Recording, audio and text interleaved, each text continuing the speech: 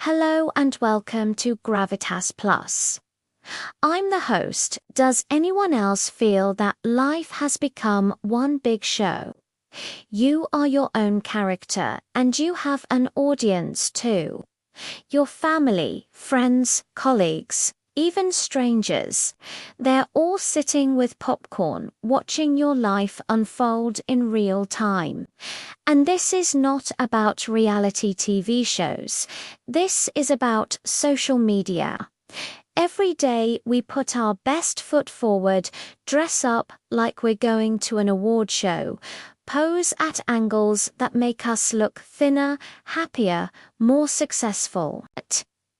Does anyone else find this funny? This need to constantly perform, fake it till you make it.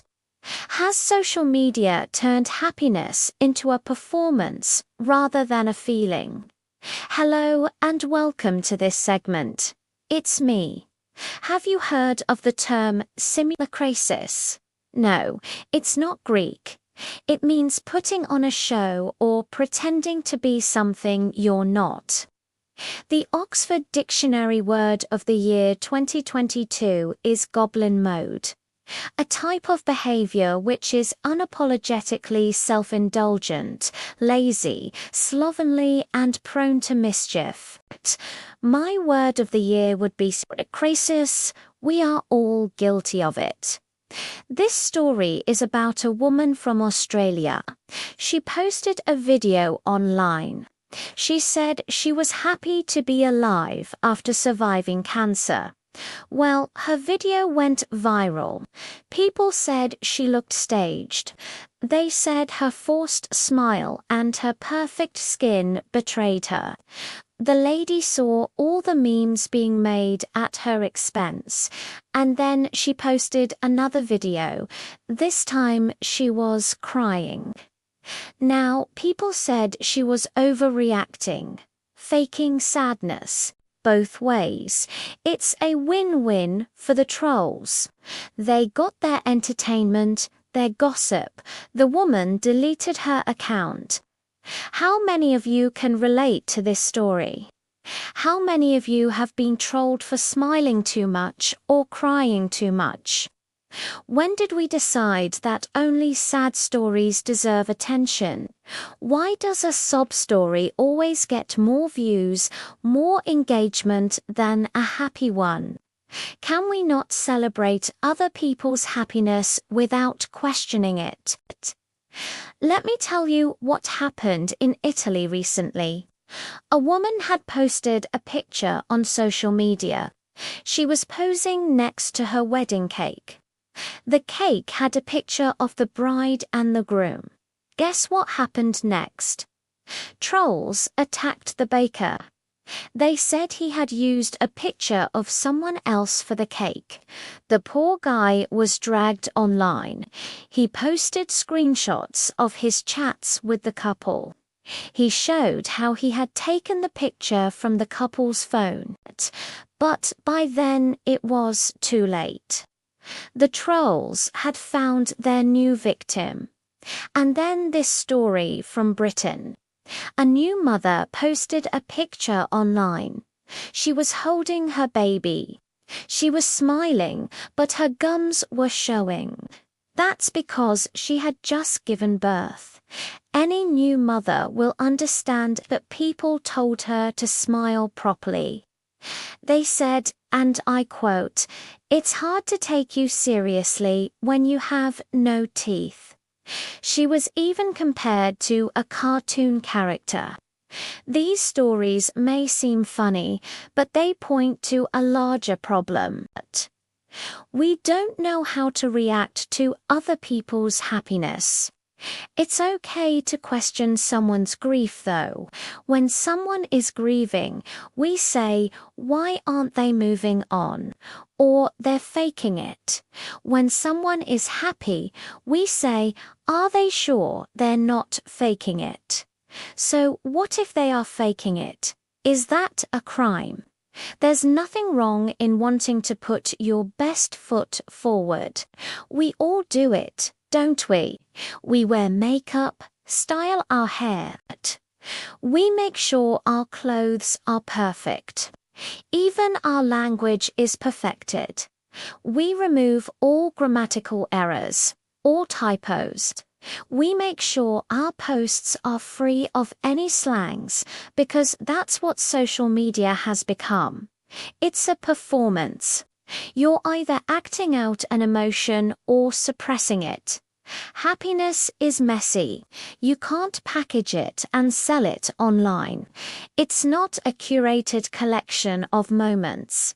It's a jumbled, complicated feeling. And I know that we love to share our happiness, but here's the thing. Social media thrives on misery. If you post about your trip to Paris, nobody cares. If you post about your heartbreak, you get all the likes. Why is that? Because misery gets more clicks. Also, it's easier to relate to. Everyone has suffered a heartbreak. Not everyone has been to Paris. Everyone has cried. Not everyone has smiled. And when people cry, they connect with other people. They feel less alone. It's comforting to cry together. We don't know why the other person is crying, but we think we do. It's easier to reach out to a crying person than a smiling one. So let me ask you this. When did we decide that only sad stories deserve attention? Why does a sob story always get more views, more engagement than a happy one? When did we become so fascinated with other people's pain? What do you think? Let me know in the comments.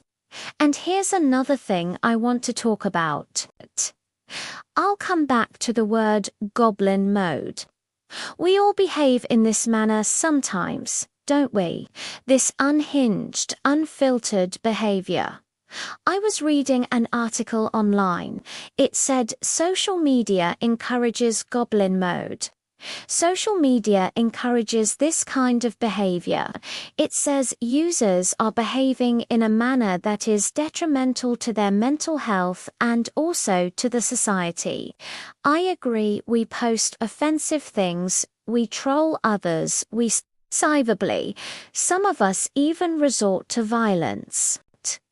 I'm talking about the mob lynchings that have happened in the name of social media.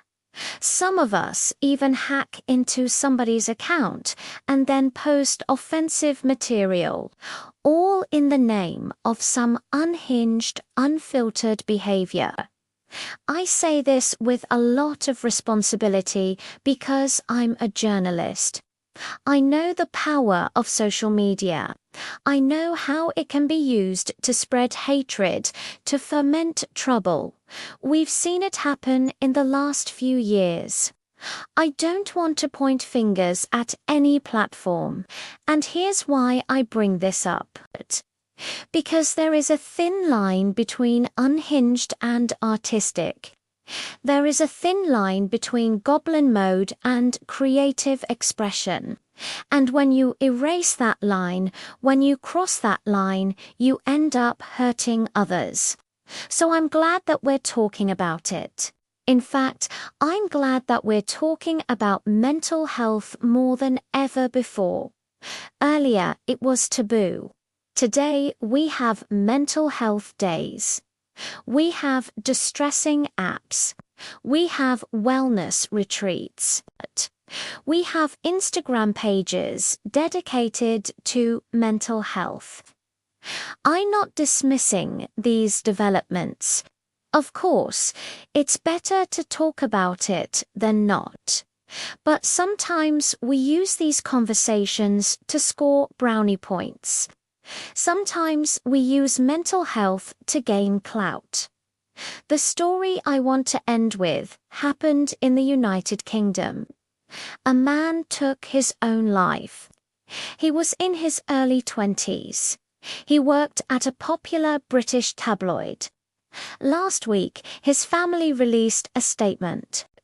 It said, and I quote, "We, the family of Harry Streetbank, are devastated to share that his battle with depression and anxiety ultimately ended in tragedy. Their son, their brother, their friend had taken his own life. What did the family do next? File a police complaint or demand justice? No, they decided to sue the media. They said Harry had sent emails to various news outlets, including The Sun and the Daily Mail. In those emails, he shared his ordeal with depression. The family says the papers failed to protect his privacy. They published stories based on his emails, and that pushed him over the edge. Look at the irony here. We talk about mental health only when it suits us. When we're done exploiting someone's trauma, we talk about mental health. You see, mental health is not just about having a bad day or two. It's a constant battle for some of us. It's a lifelong struggle. What we need is more compassion, less judgment. This new year, let's promise ourselves a better social media detox. Less hate, more empathy, less trolling, more kindness. Because we're all terminally online. And I know it's tough to stay authentic. Believe me, I know, but we must try.